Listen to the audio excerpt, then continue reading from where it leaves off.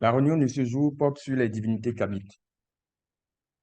Par divinité, il faut déjà entendre la mythologie kamite. Avant de commencer à parler des divinités, je vais déjà essayer de clarifier des notions très importantes. C'est-à-dire, qu'est-ce que c'est que l'occultisme, qu'est-ce que c'est que la religion et qu'est-ce que c'est que la spiritualité. Ce qu'on appelle occultisme, c'est ce que certains appellent de la magie. Lorsqu'on travaille avec les lois occultes, les lois mystiques, on fait de la magie. Parce que avec la connaissance, avec la connaissance de ces lois, on arrive à créer des choses, on arrive à faire des choses.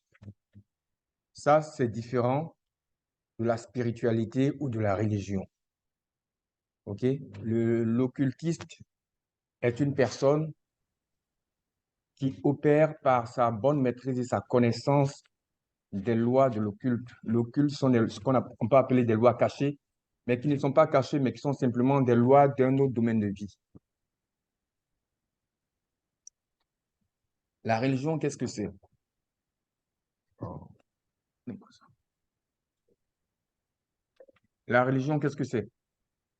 Quand on parle de religion, on parle d'abord de communauté. On parle d'abord d'un peuple.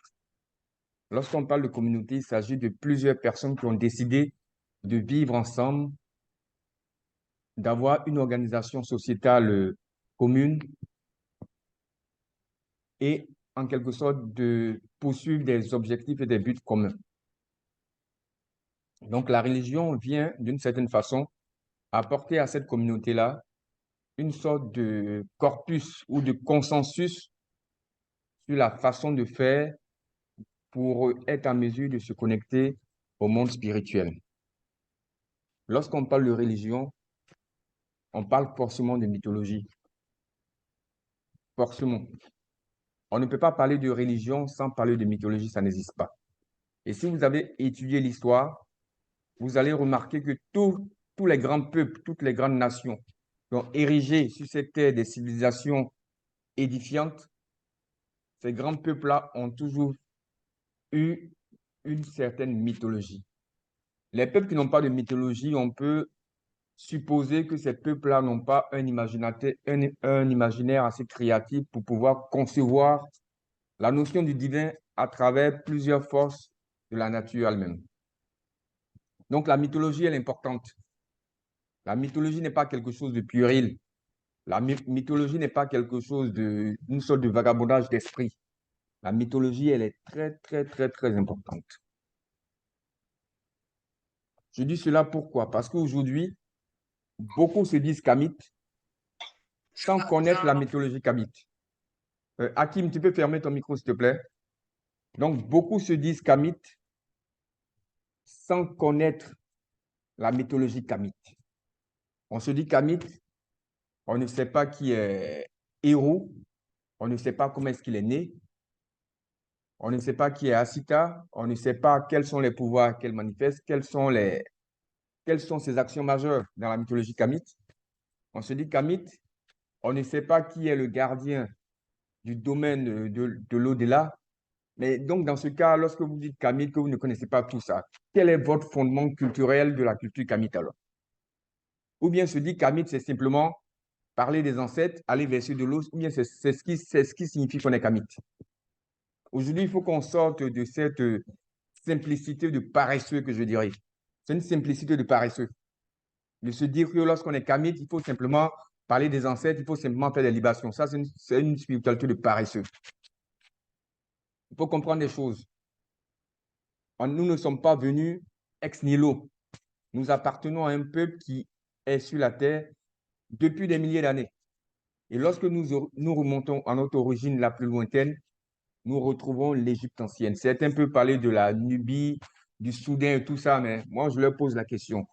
Qu'est-ce que vous avez à me proposer comme mythologie de ces peuples-là? Parce que moi, au niveau de l'Égypte aujourd'hui, on a tout un corpus qui existe, qui est bien élaboré et qu'on peut enseigner, qu'on peut transmettre. Donc, je m'en tiens à l'Égypte ancienne. Et quand je m'en tiens à l'Égypte ancienne, j'ai des dieux, j'ai des divinités, j'ai des histoires de bravoure, j'ai des histoires de cruauté, parce qu'en fait, les divinités, quelque part, elles manifestent les mêmes émotions que nous.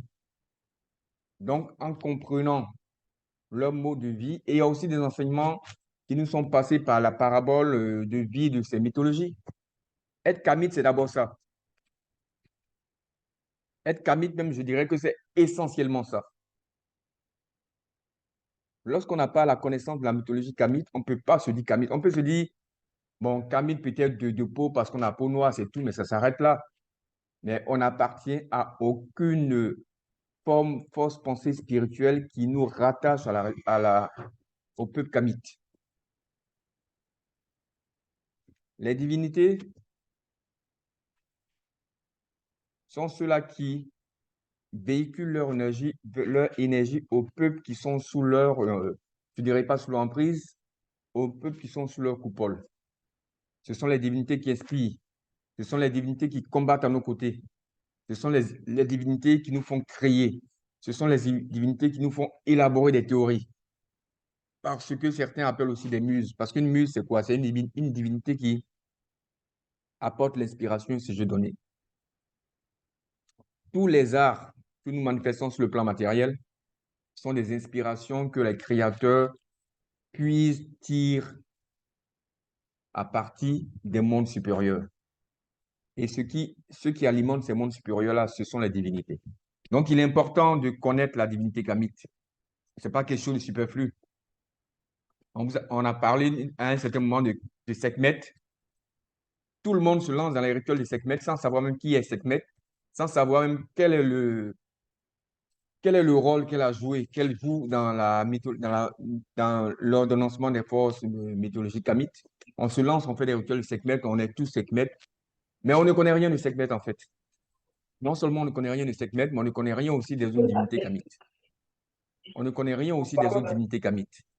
Donc, vous voyez que c'est malheureux et c'est toute cette insuffisance qui fait qu'aujourd'hui, notre communauté kamite n'a pas de substance en tant que telle. On a des individus qui se disent kamites, mais la communauté kamite, elle n'existe pas en tant que telle. Est-ce que vous pouvez fermer vos micros, s'il vous plaît?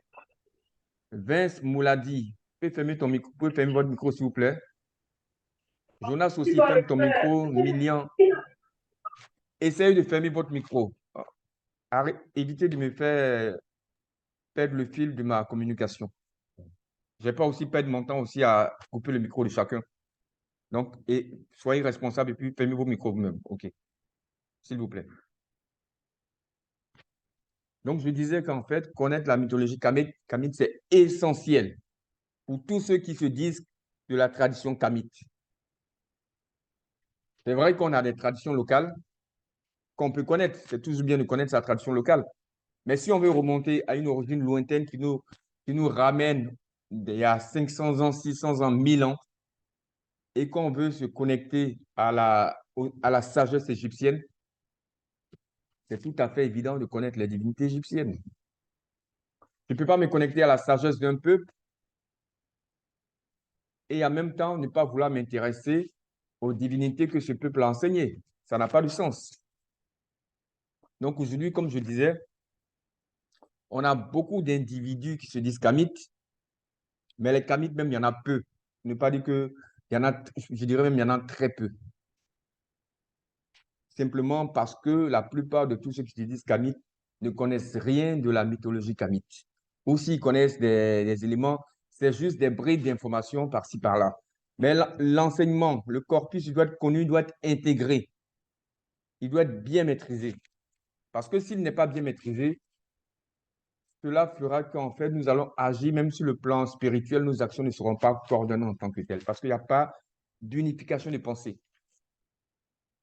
Donc, ce cours d'aujourd'hui, il est très, très important. C'est vrai que je parlerai des jours de la semaine en corrélation avec les divinités kamites, mais il faut que vous sachiez qu'il ne s'agit pas que de ça. L'enseignement va au-delà. L'enseignement premier aujourd'hui de ce cours, c'est de vous faire comprendre que chacun, aujourd'hui, vous avez un avantage inouï. Vous allez sur Internet, vous pouvez vous-même vous documenter pour comprendre quelles sont les divinités kamites, quels sont les attributs. C'est vrai que j'ai un des cahiers d'initiés qui existe où j'ai parlé des immortels de Kemet, où j'ai essayé de reprendre les points essentiels de toutes les divinités kamites pour vous faire comprendre l'ensemble des divinités kamites en un seul fascicule. Mais ce n'est pas obligatoire. Vous pouvez aller vous-même sur le net, chercher vos informations. Aujourd'hui, c'est la chance qu'on a. C'est la chance que notre génération a. C'est-à-dire l'information est à portée de main. Dans les temps, je ne dirais pas dans les temps reculés, ce que nous enseignons aujourd'hui via WhatsApp, les enseignements que j'envoie via WhatsApp, via Facebook ou bien par les réunions Zoom, ce sont des enseignements avant que les gens recevaient au prix de multiples sacrifices. Pour recevoir les enseignements que vous avez aujourd'hui en étant assis chez vous, certains étaient obligés de voyager pendant des mois, de se priver de beaucoup de richesses, de se priver de beaucoup de plaisir pour aller écouter ce que vous entendez aujourd'hui en ne bougeant même pas de chez vous. Eux, ils voyageaient pendant des mois pour aller avoir cet enseignement-là. C'est ça la grâce de l'ère du Verseau, c'est pas autre chose. La grâce de l'ère du Verseau, c'est que la communication, c'est que la sagesse, la connaissance est apportée au plus grand nombre sans que ceux-ci ne fassent beaucoup d'efforts. C'est ce qui est important. Ça, c'est la grâce. Avec cette connaissance-là, vous pouvez faire beaucoup d'autres choses parce qu'il s'agit d'une connaissance essentielle, d'une connaissance sacrée. Et l'aspect le plus sacré de cette connaissance-là, c'est la vie des divinités. Qui sont nos divinités? Comment est-ce qu'elles opèrent? Comment est-ce qu'elles travaillent? Comment est-ce qu'elles agissent?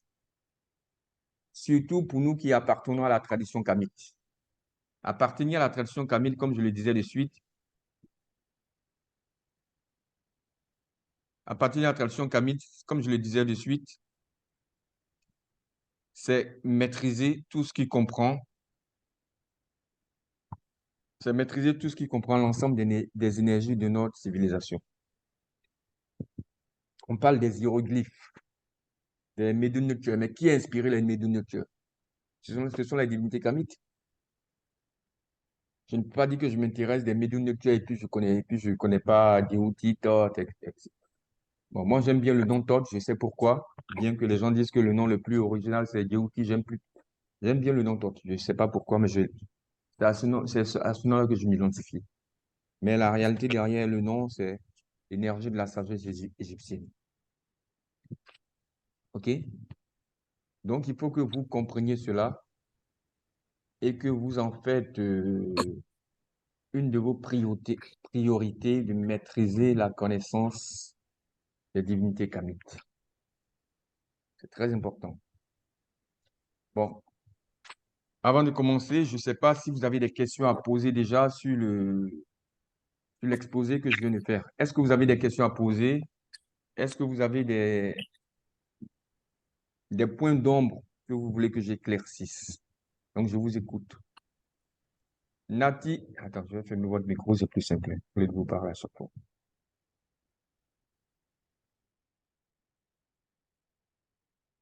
Bon, est-ce qu'une personne veut prendre la parole pour exprimer une interrogation ou du coup pour exprimer une pensée? Maintenant, si ce n'est pas le cas, on va continuer notre communication.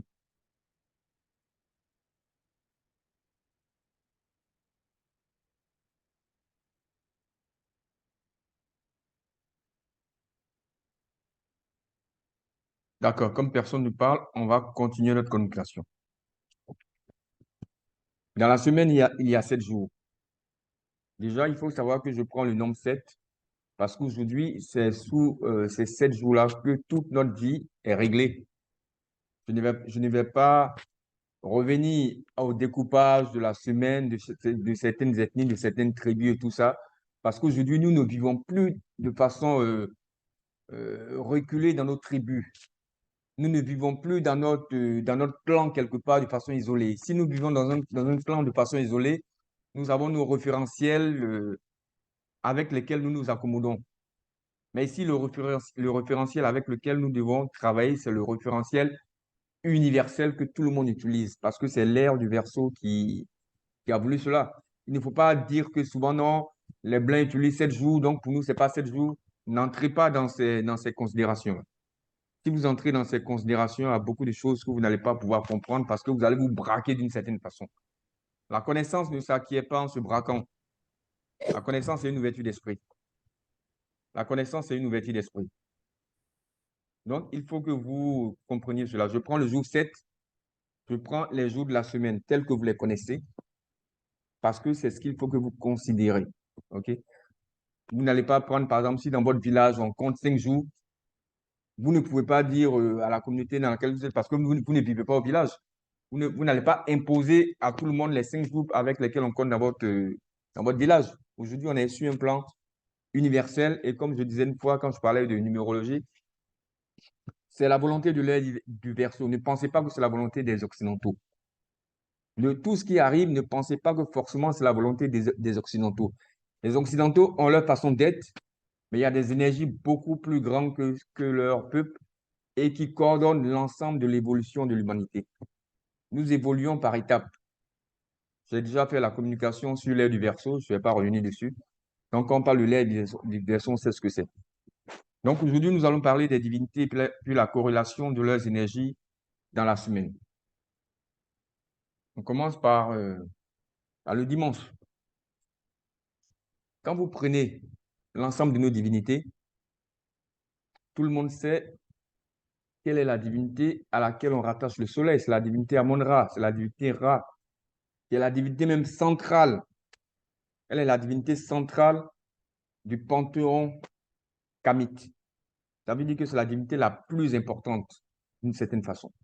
Parce que le soleil, lorsqu'on regarde le soleil, c'est l'astre essentiel qui nous apporte d'abord la chaleur, qui nous apporte la lumière, et avec ces deux éléments que sont la chaleur et la lumière, qui nous apporte la vie. Donc le dimanche est mis sous la régence d'Amon-Ré. Mais Amon-Ré est en même temps aussi Héros, parce qu'il faut voir Héros comme qui? Il faut voir comme Héros comme le penchant de notre monde, de la force d'Amon-Ré. C'est-à-dire que la lumière d'Amon-Ré, elle est trop puissante pour se refléter dans notre communauté humaine. Donc, c'est pour ça qu'elle est diluée et c'est par héros que l'énergie de Amon-Ré nous atteint, nous arrive. OK? Donc, quelque part, héros devient, je ne dirais pas la divinité centrale, héros devient un point essentiel à partir duquel nous devons recevoir les énergies d'Amon-Ré.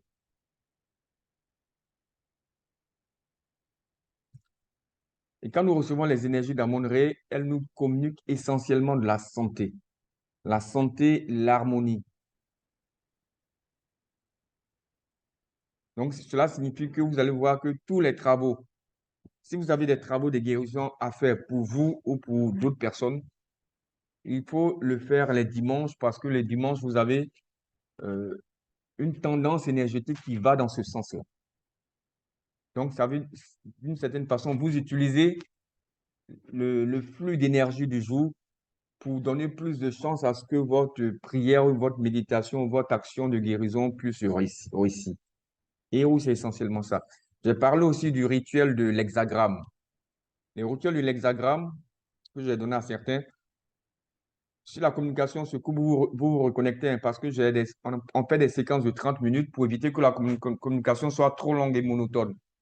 Donc, à chaque 30 minutes, on doit se reconnecter, OK, pour pouvoir continuer l'enseignement parce que ça me permet de faire des enregistrements sectionnés. Parce qu'un enregistrement de 1 heure, 2 heures du temps, ce sera vraiment difficile de tout écouter. Mais si l'enregistrement est fractionné en 30 minutes et tout ça, ça vous donne assez de, de temps pour pouvoir les écouter selon votre disponibilité. Donc, je disais, le rituel de l'hexagramme, c'est un rituel très puissant. Un rituel très puissant parce qu'il fait appel à l'énergie du soleil. Il fait appel à l'énergie de héros. Dans les rituels que moi je donne, on utilise le nom des divinités kamites. Ces mêmes rituels-là, vous allez les trouver chez les kabbalistes. Ceux qui ont étudié le livre d'Alexandre Moriasson, vous allez trouver ces mêmes rituels de l'hexagramme, mais avec des divinités, pas avec des divinités, avec des noms des anges judo-chrétiens. Mais nous, ici, nous travaillons avec les divinités kamites. Mais le symbole essentiel, c'est le symbole du nombre 6, qui est le nombre qui est le nombre à partir duquel l'énergie de Héros se manifeste sur la Terre. Donc, c'est harmonie essentiellement, c'est-à-dire que partout où je sens qu'il y a un peu de désordre, c'est l'énergie du soleil qui peut harmoniser ça. Donc, le rituel de l'hexagramme permet d'harmoniser. Quand je sens aussi que j'ai un problème de santé à régler, je fais appel aussi à l'énergie de l'hexagramme aussi pour pouvoir apporter la guérison à cet endroit précis. OK? Donc, c'est un rituel très, très, très, très puissant. Il y a deux aspects. Il y a le rituel de l'hexagramme en renvoi et puis il y a le rituel de l'hexagramme en appel. Quand je fais le rituel de l'hexagramme en renvoi, je me place quelque part sous la protection des énergies solaires, je dirais, pour parler de mythologie, je dirais que je me place sous la protection de héros. Quand je fais le rituel en appel, il est beaucoup plus puissant. Beaucoup plus puissant. Donc, la plupart du temps, on demande à ce que vous-même vous purifiez d'abord par un certain nombre de pratiques avant d'entamer les rituels puissants. Parce que les rituels puissants, je vais vous donner un exemple simple, hein. C'est comme si vous avez une ampoule de 12 watts et puis vous cherchez une intensité de courant qui est 3 fois supérieure à cette ampoule-là, alimenter cette ampoule. Ça pourra pas, ça va simplement griller l'ampoule. Donc, c'est pour ça qu'il y a certains rituels avant de commencer ces rituels-là. Vous-même, d'abord, vous devez intensifier votre potentiel énergétique. Parce que quand vous n'intensifiez pas votre potentiel énergétique, ces rituels puissants, vous les ferez, vous aurez plus de désagréments que d'aspects bénéfiques. Pas des désagréments que le rituel pauvre cause, mais des désagréments nécessaires pour réorganiser votre vie. Parce que souvent, pour réorganiser, il faut d'abord tout mélanger avant de réorganiser. Et si vous entamez ces rituels, alors que votre vie même est sans dessous, donc le rituel va venir tout mettre en place, mais avant de tout mettre en place, vous allez sentir un chamboulement total d'abord.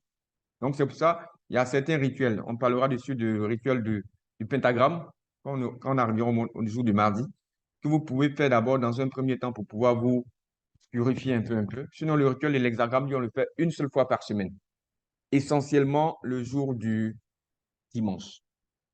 OK? C'est un rituel aussi qui permet, puisqu'on est là aussi en énergie du soleil, qui nous permet de rayonner dans la société dans laquelle nous sommes. Il nous permet d'être celui à partir duquel d'autres personnes puissent recevoir leur soutien. Parce que tous ceux qui ont cette énergie-là aussi doivent être des protecteurs, c'est-à-dire celui qui aime, qui fait avancer la communauté, celui qui est un point essentiel. Celui qui est un point essentiel. Donc, du coup, l'énergie de héros est une énergie très importante. Parce que comme vous voyez dans la mythologie kamite, on a Osiris, Osari, qui est le père, Héros, qui est le fils, et on a Anubis. Anubis aussi, c'est le fils d'Osiris. Ça, je pense que vous le savez. Si vous ne le savez pas, je vous le dis.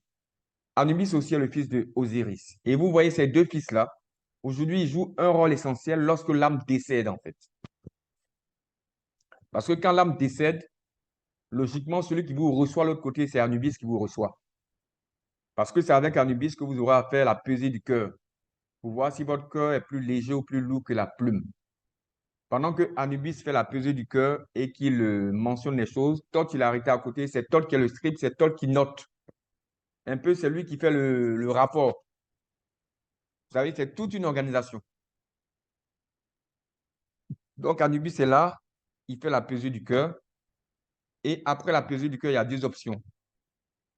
Si vous êtes quelqu'un qui est beaucoup avancé dans le perfectionnement de votre être, dans l'élévation de votre conscience, que votre cœur est beaucoup plus léger que la plume, par la positivité des actes que vous avez eu à réaliser sur Terre, et aussi par votre aspiration, on peut vous conduire maintenant vers Osiris, qui est ici, comme je dirais, le Dieu suprême ici. Mais c'est pas Thoth qui vous conduit vers Osiris, c'est pas Anubis qui vous conduit vers Osiris. Celui qui est seul habilité à vous conduire vers Osiris, c'est Héros, parce que c'est lui le fils. C'est pour cela, certains dans leur tradition, ils ont ramené cette vérité en disant, je suis le chemin, la vérité, la vie, nul ne vient au Père que par moi.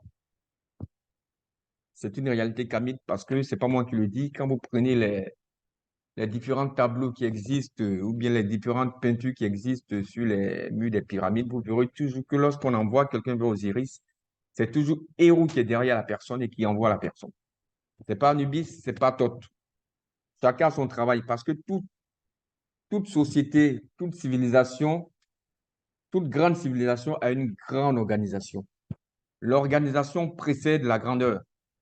C'est pour ça que notre communauté aujourd'hui, on a du mal à avancer parce qu'on n'est pas du tout organisé. Je répète encore, l'organisation précède la grandeur. Pour que nous soyons grands, il faut que nous soyons très bien organisés. Ce n'est pas moi qui le dis, les divinités eux-mêmes nous montrent l'exemple de l'organisation. Vous ne verrez jamais Thoth en train de faire le travail d'Anubis. Vous ne verrez jamais Anubis en train de faire le travail de Héros. Vous ne verrez jamais Asita venir faire le travail d'Anubis. Tout est structuré, tout est bien organisé.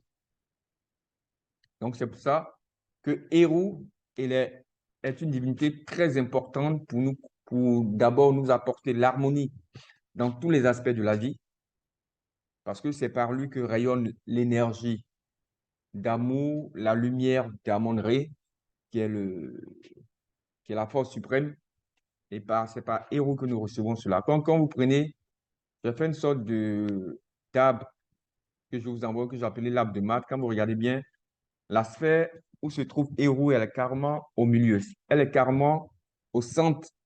Et ce centre-là se situe dans notre structure humaine au niveau de notre plexus solaire. Vous voyez le centre plexus solaire, ceux qui font les arts martiaux le connaissent très bien parce que c'est le centre le plus vulnérable sur un être humain. Pourquoi? Parce qu'en fait, toutes les terminaisons nerveuses se retrouvent à ce centre solaire-là. Donc, quand vous tapez une personne là-bas, au niveau de son plexus solaire, ça peut l'immobiliser pendant. Il peut être là, il ne peut pas bouger du tout, il ne peut rien dire parce qu'il est complètement paralysé. Parce que c'est le centre de l'énergie solaire, parce que c'est à partir de ce centre-là que toutes les énergies sont diffusées dans le corps. Donc, vous-même, vous pouvez aussi approfondir cette connaissance en allant fouiller par curiosité, puis chercher le plexus solaire, comme on appelle ça. Bon, les Orientaux ont une connaissance assez précise et s'intéressent beaucoup à tous les organes internes du corps humain, surtout les organes les plus subtils qui ne sont pas encore étudiés par la